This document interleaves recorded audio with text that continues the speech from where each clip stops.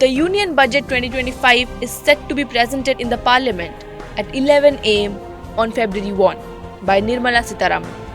This marks her 8th consecutive budget presentation, making her the first finance minister in Indian history to achieve this milestone.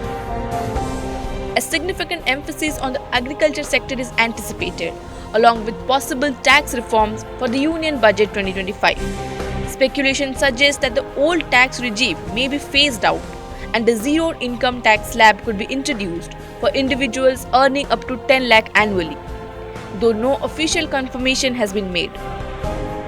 Cassio Simoes, MD of Tetra Pak South Asia, hopes the Union Budget 2025 will support sustainability, innovation and growth in India's food and beverage sector.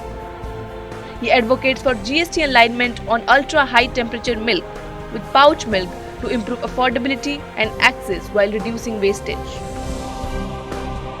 Ishank Joshi, MD and CEO of MOBA Venue, advocates for policies supporting research funding, workforce training and private sector collaboration to accelerate AI adoption.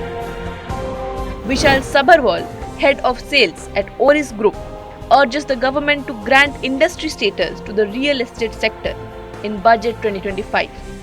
He highlights the sector's strong growth in 2024, particularly in luxury housing, and stresses the need for a single window clearance system to streamline approvals.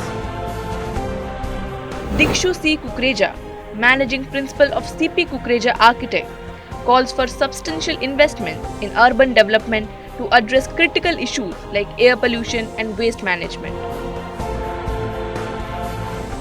Rati Mishra, Executive Director of Milan Foundation, emphasizes the need for increased budget allocation to address the critical needs of India's young population, particularly the 253 million adolescents, including 120 million girls.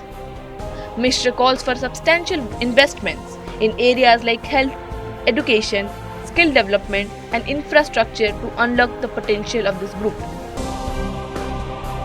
Abhishek Somani, Managing Director and CEO of Somani Ceramics, advocates for the reduction in GST on tiles and bathware from 18% to 12%, aligning with the government's Housing for All initiative to enhance affordability and accessibility in the housing sector.